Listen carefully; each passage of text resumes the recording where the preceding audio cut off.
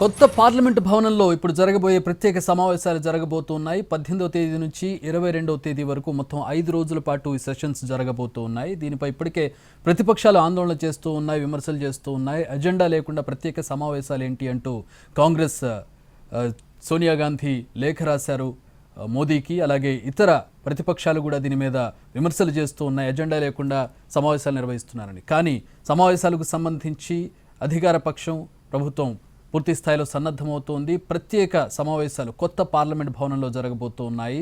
ఈ సమావేశాలకు సంబంధించి ఏర్పాట్లకు సంబంధించి పూర్తి వివరాలు మా ప్రతినిధి రాజు అందిస్తారు. రాజు, అజెండా లేకుండా సమావేశాలంటూ ప్రతిపక్షాలు విమర్శలు చేస్తూ ఉన్నాయి. ఏంటి, ఏ విధంగా జరగబోతోంది? కొత్త పార్లమెంట్ భవనంలోని తెలుస్తోంది ఏంటి? అక్కడ జరగబోతున్నటువంటి ఈ సమావేశాల పరిస్థితులు ఏంటి? ఎట్లాంటి ఏర్పాట్లు చేస్తున్నారు కొత్త భవనంలో?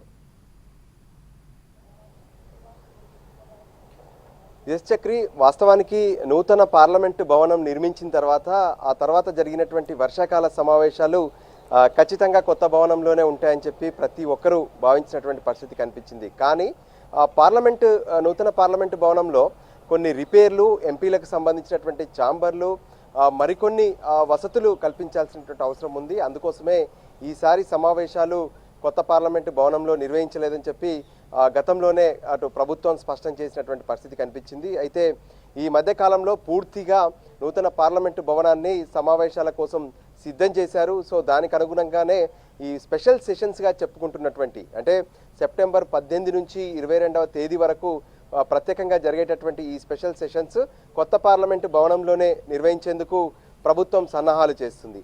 అయితే ఈ సందర్భంగా ఇంతకీ స్పెషల్ సెషన్స్ ఎందుకు నిర్వహిస్తున్నారనే దాని మీద మాత్రం అధికారికంగా ఎక్కడా కూడా ప్రభుత్వం నుంచి స్పష్టమైనటువంటి వివరణ లేదు.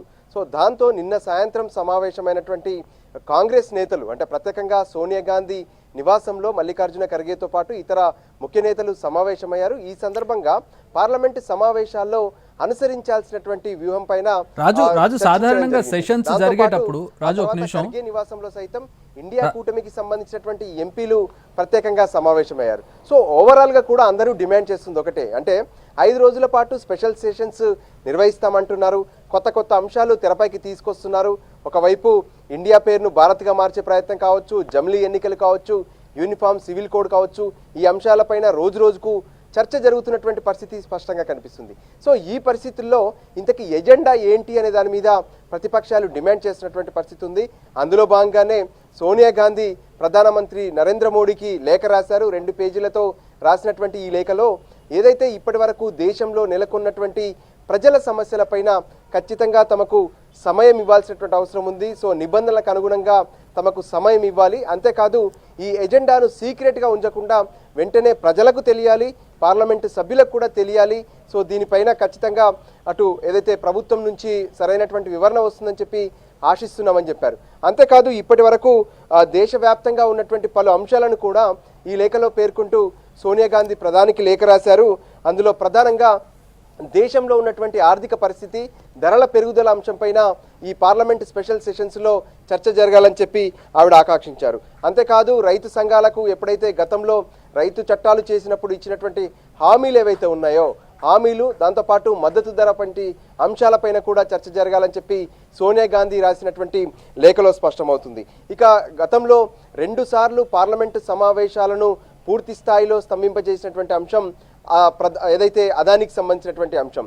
సో అదానికి సంబంధించినటువంటి అంశం ఖచ్చితంగా మరోసారి చర్చ జరపాలంటూ సోనియా గాంధీ లేఖ రాశారు. ఇక మణిపూర్ హింసకు సంబంధించి ఇప్పటి వరకు అక్కడ తలెత్తినటువంటి అంశాలపైన ఖచ్చితంగా ఏదైతే గత సమావేశాల్లో ఈ విషయంలో, అంటే ఏదైతే సమావేశాల్లో జరిగినప్పటికీ కూడా ప్రధానమంత్రి ఆన్సర్ ఇచ్చినప్పటికీ కూడా ఆ సమయంలో కాంగ్రెస్ లేదు. సో ఈసారి ఖచ్చితంగా ఈ విషయంపైన కూడా చర్చ జరపాలంటూ సోనియా గాంధీ లేఖ రాశారు. దాంతోపాటు అత్యవసర కులగణన ప్రధానంగా ఒక అంశాన్ని ఈసారి తెరపైకి తీసుకొచ్చారు. కేంద్ర రాష్ట్ర సంబంధాలు, అంటే ఏదైతే బీజేపీ అధికారంలో లేనటువంటి ప్రాంతంలో ఏదైతే ఇతర పార్టీలు అక్కడ అధికారంలో ఉన్నటువంటి పార్టీలను పెద్ద ఎత్తున ఇబ్బంది పెడుతున్నారు. సో దానికి సంబంధించి కేంద్ర రాష్ట్ర ప్రభుత్వాల మధ్య ఉండేటటువంటి సంబంధాలపైన కూడా ఈ సమావేశాల్లో చర్చ జరగాలి. సో ఏదేమైనా ఎజెండా అనేది సీక్రెట్గా ఉంచకుండా వెంటనే దాన్ని బహిరంగం చేయాలి. దాంతోపాటు ప్రజా సమస్యలుగా ఇప్పటి వరకు ఏవైతే ఉన్నాయో వాటన్నిటిపైన పార్లమెంట్లో చర్చ జరపాలని చెప్పి ప్రతిపక్ష పార్టీలకు సంబంధించినటువంటి ఎంపీలు డిమాండ్ చేస్తున్నారు. స్వయంగా సోనియా గాంధీ సైతం లేఖను ప్రధానమంత్రి మోడీకి రాసినటువంటి పరిస్థితి స్పష్టంగా కనిపిస్తుంది. చక్రి రాజు, సాధారణంగా పార్లమెంట్ సమావేశాలు జరిగేటప్పుడు ముందుగా ఉండేటువంటి కొన్ని ప్రొసీజర్స్, పార్లమెంట్లోని అఖిల పక్షాలతో భేటీ కావడం కావచ్చు, బిజినెస్కి సంబంధించినటువంటి వ్యవహారాలు క్లారిఫై చేయడం కావచ్చు, ఇవంతా ఒక ప్రొసీజర్ ఉంటుంది కదా. సాధారణంగా ఎట్లాంటి ప్రొసీజర్ ఉంటుంది? ఇలాంటి స్పెషల్ సెషన్స్కి ఏమన్నా కన్సెషన్ ఉంటుందా ఆ ప్రొసీజర్స్కి? ఎస్ చక్రి, వాస్తవానికి సెషన్స్ అనేటివి మనము స్పష్టంగా చూస్తాము. పార్లమెంట్ అనగానే మొదట వర్షాకాల సమావేశాలు, ఆ తర్వాత బడ్జెట్ సమావేశాలు, ఆ తర్వాత శీతాకాల సమావేశాలుగా మనం చూస్తూనే ఉంటాము. సో దానికి అనుగుణంగా ప్రతిసారి కూడా ఒక ఎజెండా అనేది ఫిక్స్ చేస్తారు. కానీ ఇప్పుడు చెప్పినటువంటి పార్లమెంట్ స్పెషల్ సెషన్స్ అనేటివి నిర్వహించబోతున్నామని చెప్పి పార్లమెంటరీ వ్యవహారాల శాఖ మంత్రి ముందుగా ప్రహ్లాద్ జోషి ఒక ప్రకటన చేశారు. సో దానికి సంబంధించి ఇందులో ఫ్రూట్ఫుల్గా చర్చలు జరగబోతున్నాయి అని చెప్పి కూడా ఆయన స్పష్టం చేసినటువంటి పరిస్థితి ఉంది. కానీ ఎజెండాను మాత్రం బహిరంగం చేయలేదు. అదే సమయంలో పలు అంశాలను తెరపైకి తీసుకొచ్చారు.